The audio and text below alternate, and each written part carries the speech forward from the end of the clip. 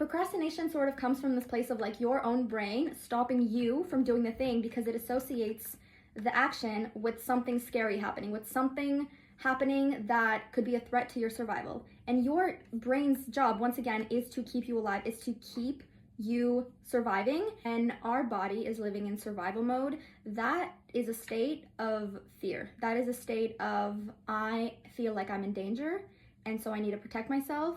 And the brain registers it as that.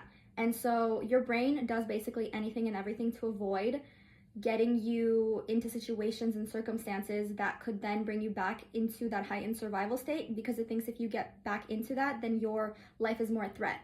So when you think about, for example, rejection, that's a really big fear for a lot of people because it's tied to a lot of the insecurities and a lot of the traumatic situations that we went through in our childhood and younger years. And so when those potential situations arise when you can get rejected, you sort of feel that like fear within you, right? Your body kind of kicks it into that mode of like, oh my God, this is scary. This could lead to something dangerous. Like I could not survive this. Like that is what your brain basically registers it as.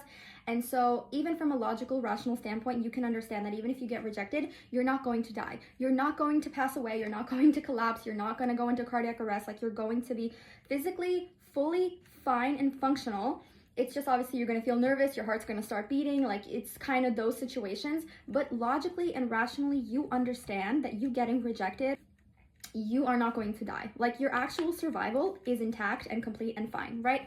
But that is not what your brain is feeling because your feelings towards rejection are associated with something bad happening, and that something bad happening kind of feels like death almost in a way, which is so funny how we've kind of evolved from being hunter-gatherers and like living in times when genuinely we had to run from animals attacking us and eating us and killing us, to now we're just afraid of like going up to a stranger and asking them for their phone number, and that feels like death to us. And our brain, it doesn't understand rationale, logic. It works on the basis of just sort of like instilled behaviors and beliefs. And so when you have this belief that rejection from any which way or source is going to land you in a sort of like survival state or fearful state, your brain does everything in its possibility to avoid those situations. And so when you're kind of at a point in your life when you're starting to feel a bit like unsettled and unhappy with the way things are going, and you want certain change, but that requires you to do things and take certain actions that typically you wouldn't have done because it was also always associated with like that fear, right?